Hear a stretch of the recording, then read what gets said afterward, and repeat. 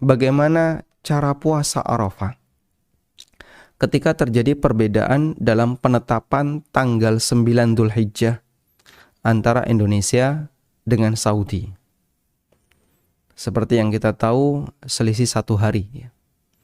Saudi lebih dulu daripada Indonesia. Banyak orang yang kebingungan dalam memahami kenapa kok Saudi lebih dulu daripada Indonesia. Jadi kita mengakui bahwa perhitungan kalender Hijriah itu berdasarkan bulan. Makanya disebut dengan kalender Qomariyah, karena dia berdasarkan bulan. Sedangkan kalender Masehi berdasarkan perhitungan matahari, karena itu disebut dengan kalender Syamsiyah. Untuk kalender Qomariyah, yang itu merupakan kalender Hijriah, perhitungannya berdasarkan bulan. Taib. Dan Allah Subhanahu wa Ta'ala mengajarkan tentang perhitungan bulan ini. Allah Subhanahu wa Ta'ala berfirman, Syahrul Ramadan alladzi unzila fihi al-Qur'an. Faman syahida minkumus syahra falyasum. Allah berfirman, siapa yang menyaksikan hilal di antara kalian, falyasum, maka berpuasalah. Maka di situ menunjukkan bahwasanya acuan dalam penentuan kapan tanggal 1 adalah berdasarkan persaksian orang yang melihat hilal. Berdasarkan persaksian orang yang melihat hilal. Baik. Dan persaksian orang yang melihat hilal itu melalui proses ru'yah. Sehingga ketika melalui proses ru'yah, maka di sebagian daerah hilal sudah terbit, di sebagian daerah yang lain hilal belum terbit. Baik. Semakin tua hilal, semakin tua itu berarti usianya semakin lama, maka peluang terlihat makin besar. Semakin tua, peluang terlihatnya makin besar. Semakin muda hilal, maka peluang terlihatnya semakin kecil. Indonesia berada di timur. Indonesia berada di timur. Sehingga saat di Indonesia, bisa jadi hilal itu masih cukup muda. Sehingga sangat kecil. Dan bahkan bisa jadi nggak terbit, nggak kelihatan. Ditunggu sekian jam lagi di Saudi, selisih dengan Indonesia kurang lebih 5 jam atau 4 jam. Selisih 4 jam. Ya, selisih 4 jam. Ketika selisih 4 jam, sampailah di Saudi, selisih 4 jam. Hilal itu sudah agak tinggi karena selisih 4 jam. Nah, karena sudah agak tinggi, berarti peluang terlihatnya hilal lebih besar. Maka di situ kadang di Indonesia belum kelihatan, di Saudi sudah kelihatan. Nah, ketika di Saudi sudah kelihatan, maka pemerintah di sana menetapkan bahwasanya itu masuk tanggal. Sehingga mereka berhari raya, mereka menetapkan tanggal 1, mereka menetapkan tanggal 1 Ramadan sehingga berpuasa, tanggal 1 Syawal sehingga berhari raya dan seterusnya. Inilah ceritanya kenapa Saudi seringkali dalam berhari raya atau dalam puasa lebih dulu daripada Indonesia. Baik, nah selanjutnya muncul pertanyaan. Kalaupun terjadi ketika Ramadan atau ketika Syawal, barangkali itu lebih ringan. Kenapa? Karena masing-masing bisa beramal sesuai dengan apa yang dia yakini kalau itu masuk tanggal. Yang jadi pertanyaan adalah bagaimana jika perbedaan itu terjadi saat hari Arafah? Ya. Nah, sekarang kan muncul pertanyaan. Apa sih yang dimaksud dengan puasa Arafah? Puasa Arafah. Apa yang dimaksud dengan puasa Arafah? Apakah puasa Arafah itu adalah puasa di hari orang wukuf di Arafah? Ataukah puasa di tanggal 9 Dzulhijjah? Ataukah puasa di tanggal 9 Dzulhijjah? Tanpa memperhatikan apakah di Arafah itu ada orang wukuf ataukah tidak. Yang mana pengertian puasa Arafah? Yang pertama ataukah yang kedua? Ini satu, ini dua. Baik, kalau kita memperhatikan dari keterangan para ulama, ternyata mereka lebih memilih yang kedua. Jadi puasa Arafah adalah puasa yang dilaksanakan di tanggal 9 Dzulhijjah. Terlepas apakah di Arafah itu ada wukuf atau tidak. Sehingga misalnya tanggal 9 Dzulhijjah untuk Indonesia, kita hari raya hari apa? Hari Ahad. Hari Ahad ya. Berarti tanggal 9 Dzulhijjahnya hari Sabtu. Tanggal 9 Dzulhijjahnya hari Sabtu. Sementara di Saudi, tanggal 9 Dzulhijjahnya hari Jumat. Maka saat orang Indonesia berpuasa di hari Sabtu, di Saudi sudah tidak ada wukuf. Karena itu sudah ganti hari. Wukufnya sudah kemarin. Ya. Tapi di tempat kita, ini baru tanggal 9 Dzulhijjah. Maka yang jadi pertanyaan, wukuf puasa Arafah itu puasa yang dilakukan di tanggal 9 Dzulhijjah ataukah puasa yang dilakukan saat orang sedang wukuf di Arafah? Ini dulu ya yang perlu dibedakan. Dan yang benar adalah yang kedua, bahwa puasa Arafah adalah puasa di tanggal 9 Dzulhijjah, terlepas dari keberadaan wukuf ataukah tidak. Baik, apa alasannya? Alasannya satu, bahwa ketika ada kaum muslimin yang berada di daerah sangat timur, misalnya di daerah sangat timur itu mana? Di daerah Papua timurnya lagi. Timurnya lagi itu mana? Negara mana yang selisihnya 12 jam dengan Saudi? Tuvalu misalnya. Ada tuh negara Tuvalu kan? Yang di daerah kepulauan mana itu? Baik. Di daerah sana sudah subuh. Di Papua ke timur misalnya. Ada muslim di sana. Ada muslim. Di daerah sana sudah subuh. Sampai maghrib di Saudi baru subuh. Baru subuh hari Arafah. Berarti orang yang puasa di daerah sana, mau tanggal berapapun gak bakalan bisa menjumpai orang wukuf di Arafah. Kok bisa Pak? Dia selisih 12 jam. Sehingga saat begitu dia mulai puasa, di Saudi masih gelap, masih malam. Masih malam tanggal 9. Sehingga orang belum datang untuk wukuf. Wukufnya dimulai tanggal 9 waktu duha.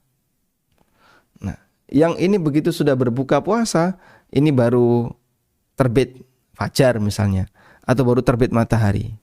Wukuf belum dimulai. Berarti saat mereka mau puasa Arafah di tanggal berapapun, pasti tidak akan pernah menjumpai orang wukuf. Ini alasan satu ya. Dan tidak mungkin syariat mewajibkan seseorang untuk pindah tempat gara-gara dia tidak bisa puasa bertepatan dengan hari ketika orang itu sedang ada wukuf. Tidak mungkin. Berarti kamu harus pindah tempat biar nanti menjumpai orang wukuf.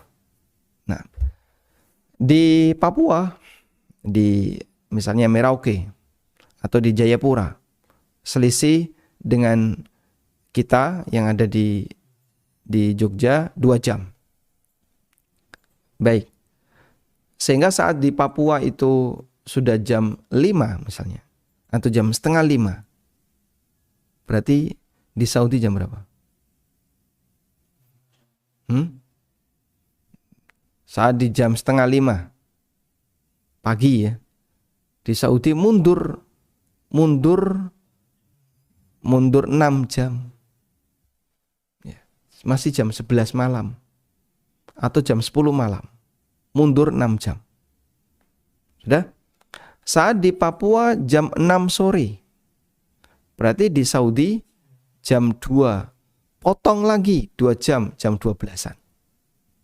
Sehingga yang sini sudah berbuka, oh ini masih bisa menjumpai Pak. Wukufnya dimulai dari jam 9 misalnya, jam 8 mereka sudah pada wukuf. Masih bisa menjumpai orang wukuf, meskipun hanya 4 jam. Baik, masih bisa diterima, anggaplah. Tapi kalau ke timur lagi, mungkin dia tidak menjumpai sama sekali. Sudah? Alasannya alasan pertama. Alasan yang kedua, bahwa orang bisa mengetahui kalau hari ini terjadi wukuf itu hanya ada di zaman ketika komunikasi terhubung secara cepat. Dipahami ya? Sehingga misalnya begini ya. Misalnya begini. Saya buka peta. Misalnya ada jamaah haji dari Aceh. Berangkat dia ke Saudi. Berangkatlah jamaah haji dari Aceh. Ini dari Aceh. Berangkat ke Saudi. Butuh waktu berapa jam? Jangan di jam, Pak. Bulanan. Naik kapal. Di masa silam, sebelum ada alat komunikasi yang cepat. Naik kapal dia. Baik. Di Aceh kan melakukan perhitungan. Di Saudi juga melakukan perhitungan. Perhitungan apa, Pak? Perhitungan terkait tanggal. Akhirnya terjadilah perhitungan di Saudi bahwa tanggal 9 jatuh di hari Sabtu. Sudah?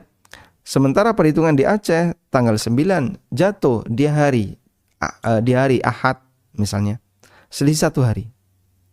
Bagaimana orang yang sedang wukuf di Arafah memberitahu kepada orang yang berada di Aceh? Dia kirim surat dulu.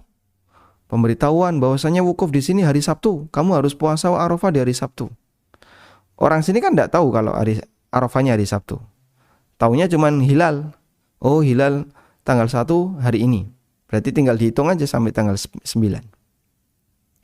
Demikian pula yang tinggal di India misalnya. Atau saya lebih dekat lagi, yang tinggal di daerah mana misalnya, Pakistan. Di Pakistan, ini Pakistan. Dia berangkat ke Mekah untuk berhaji. Butuh waktu sekian bulan. Setelah dia terbit hilal Dzulhijjah, dia puasanya di hari Jumat. Sementara Saudi puasanya di hari Kamis misalnya, selisih 1 hari. Arafahnya di hari Kamis. Gimana cara orang yang berada di Arafah memberitahu kepada mereka yang berada di Pakistan dalam waktu itu? Tidak bisa, Pak. Ya tidak bisa. Sehingga terus gimana? Ya mau tidak mau acuannya yang di Pakistan adalah mengikuti perhitungan hilal sendiri. Sebagaimana yang di Madinah nanti mengikuti perhitungan hilal sendiri, di Mekah juga sama. Nah terus kalau kayak gitu gimana? Bisa jadi peluang besar ada perbedaan penentuan hari Arafah. Peluang besar terjadi di masa itu. Dan mereka nggak bisa berkomunikasi. Update info gimana? Nggak bisa. Nah kalau nggak bisa kayak gitu terus gimana, Pak? Mereka tetap menghitungnya sendiri-sendiri. Dan itu kondisi kaum muslimin di masa silam. Sebelum ada fasilitas komunikasi yang lancar, yang cepat. Maka Anda bisa bayangkan, andaikan orang yang puasa Arafah itu harus mengikuti kegiatan Arafah harus mengikuti kegiatan wukuf di Arafah, berarti ketentuan ini tidak berlaku untuk kaum muslimin yang hidup di masa silam. Ketentuan ini tidak berlaku untuk kaum muslimin yang hidup di masa silam. Gimana kaum muslimin yang hidup di masa silam bisa memahami itu? Tidak bisa, Pak. Orang Indonesia di masa silam yang nggak punya alat komunikasi, tidak bisa dia. Orang Pakistan, India yang sudah ada Islam sejak masa silam, tidak bisa. Nah terus gimana? Mau nggak mau, mereka hanya bisa menggunakan acuan berdasarkan hilal. Nah, beda dengan sekarang kan, update-nya bisa kurang dari 1 detik. Bahkan karena langsung nelpon, udah ini udah wukuf, udah berarti hari ini puasa nih. Karena di sana wukuf. Itu informasi sekarang. Dulu pakai apa? Oh, mereka ngirim jin untuk pemberitahuan, ngirim angin untuk pemberitahuan. Tidak terjadi demikian. Makanya pendapat yang menegaskan bahwa puasa Arafah di Indonesia harus bertepatan dengan kaum muslimin melakukan kegiatan wukuf ketika di Saudi. Ini pendapat yang cukup jauh. Karena pendapat ini nanti akan gagal menjelaskan bagaimana kondisi masa silam ketika kaum muslimin tidak punya alat komunikasi. Nah, dari situlah kita bisa melihat realita yang dialami dalam sebuah riwayat berikut. Hadis riwayat Muslim. Disebutkan oleh Muslim dalam sahihnya dari Quraib, mantan budak Ibnu Abbas, bahwa Ummu Fadl bintul Harith menyuruh Quraib untuk menemui Muawiyah di Syam.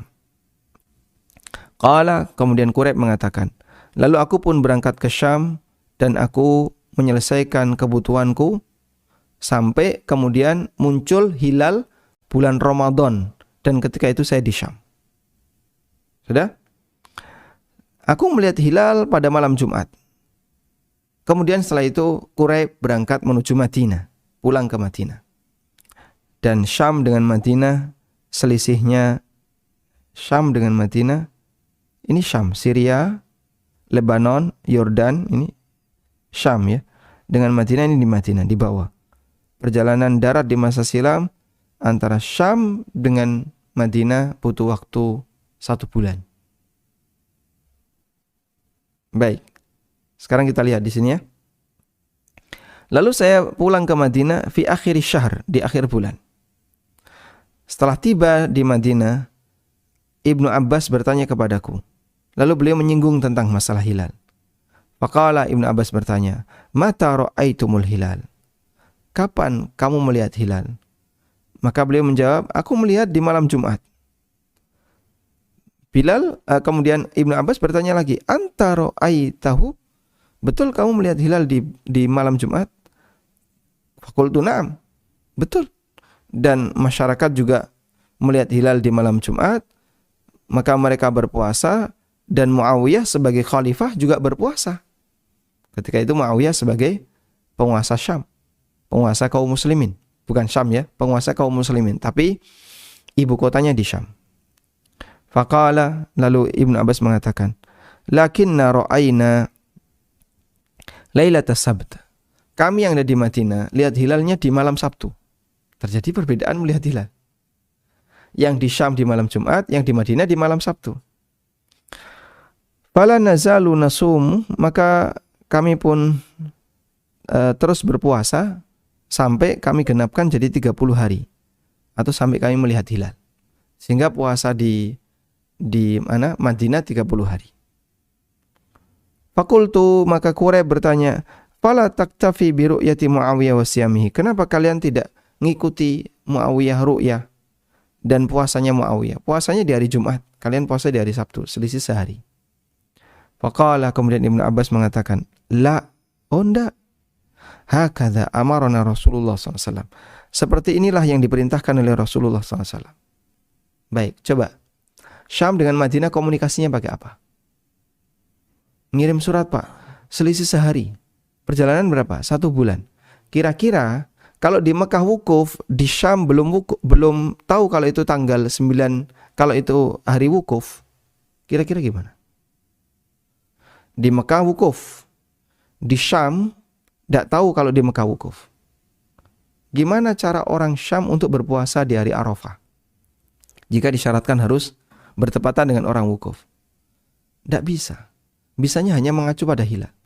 Oh, di Syam hilalnya terbit tanggal ini atau hari ini, berarti nanti 9 hari mereka puasa Arafah. Meskipun mereka tidak tahu apakah di Arafah itu ada orang wukuf atau tidak. Nah, itulah prinsip yang perlu dipahami, dan tidak mungkin Islam hanya berlaku bagi orang yang hidup di zaman modern. Terus di zaman masa silam gimana? Oh, mereka tidak bisa puasa Arafah gara-gara ini. Ini pendapat yang jadinya gagal menjelaskan kasus demikian. Jadi kalau kita mensyaratkan puasa Arafah harus bertepatan dengan orang wukuf di Arafah, pendapat ini akan gagal dalam menjelaskan kasus di masa silam ketika alat komunikasi tidak secepat sekarang. Lalu terjadi perbedaan. Yang ini hilalnya terbit hari Sabtu, yang ini hilalnya terbit hari Jumat sekarang. Coba gimana? Infonya gimana? Selisih 9 hari bisa? Tidak bisa. Maka ya ta'ayyan.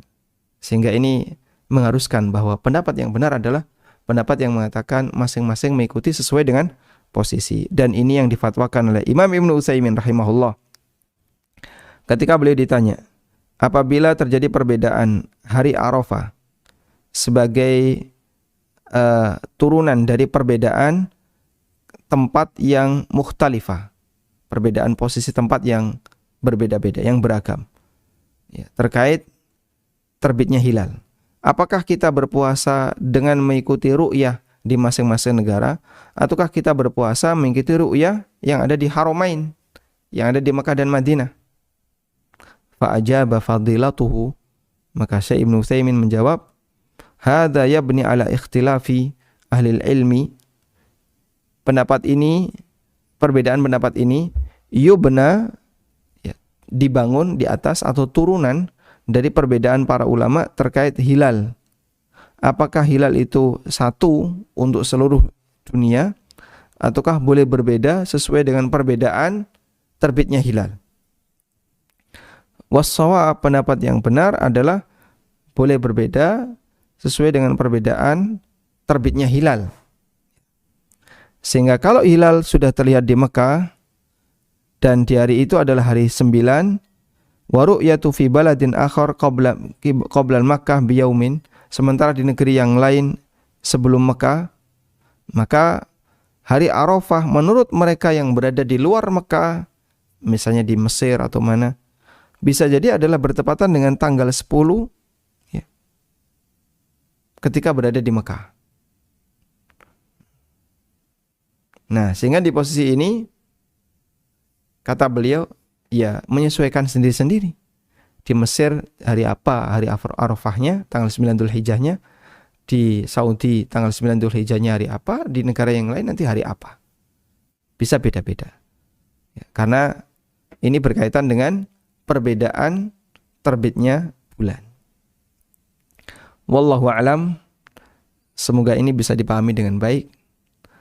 Dan alasan yang lain adalah bahwa Nabi SAW berpuasa Arafah itu sejak beliau di Mekah. Beliau rutin. Baik, pada waktu beliau puasa Arafah, apakah di Arafah ada orang wukuf? Lalu beliau di Madinah, puasa Arafah juga. Dari awal-awal beliau di Madinah. Apakah di Arafah sudah ada wukuf? Hajinya Abu Bakar tahun 9 Dzulhijjah. Hajinya Rasulullah SAW tahun 10 Dzulhijjah. Tapi kan ada orang musyrikin yang haji, Pak, ketika itu. Betul. Ada orang musyrikin yang haji. Sehingga saat mereka berpuasa di tanggal 9 Dzulhijjah yang merupakan puasa Arafah, ketika itu yang wukuf musyrikin. Jika orang musyrikin wukuf, ya. Tapi saya tidak tahu apakah hajinya orang musyrikin wukuf atau tidak. Ya. Namun ketika itu tidak ada kaum muslimin yang sedang wukuf. Di saat Nabi SAW puasa tanggal 9 Dzulhijjah. Sehingga tidak ada kegiatan kaum muslimin yang wukuf di Arafah di tanggal itu. Wallahu alam, demikian yang bisa kita sampaikan, semoga bermanfaat. Wassallallahu ala nabiyyina Muhammadin wa ala alihi wa sahbihi wasallam. Wa akhiru da'wana anil hamdulillahi rabbil alamin. Wassalamualaikum warahmatullahi wabarakatuh.